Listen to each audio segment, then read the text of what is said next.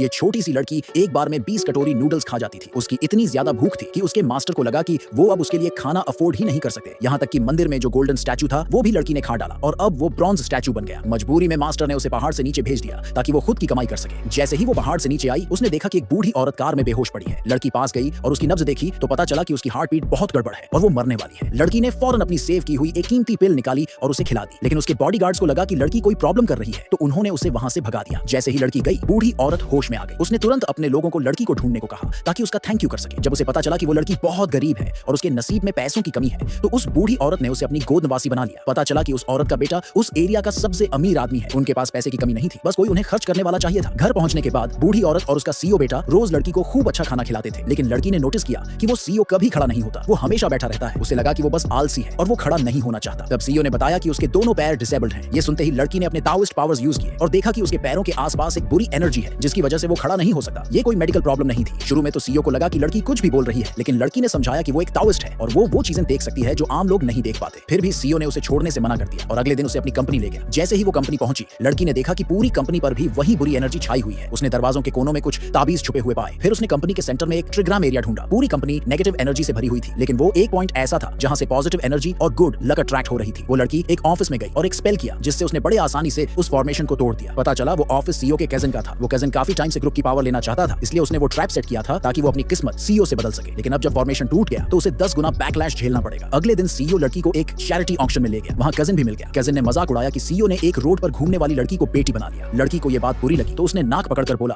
कि कजिन की सांस बहुत बदबूदार है। गुस्से में कजिन उसे मारने ही वाला था, लेकिन सीईओ ने उसे रोक लिया। तभी अचानक कजिन एक चेयर से टकराकर गिर पड़ा। ये देखकर लड़की ने धीरे से सीईओ से कहा कि अब कजिन की किस्मत बिगड़ चुकी है और आगे उसकी हालत और भी खराब होगी। कजिन को इस बात का अंदाजा नहीं था और वो अब भी सीईओ की किस्मत चुराने और ग्रुप को हड़पने का सपना देख रहा था। ऑक्शन शुरू हुआ। पहला आइटम था एक चीलन स्टैचू जो एक शाउना हैबिट को बहुत पसंद था। कहा गया कि ये स्टैचू बुरी आत्माओं को दबाने के लिए है। इसका स्टार्टिंग प्राइस था $8 मिलियन।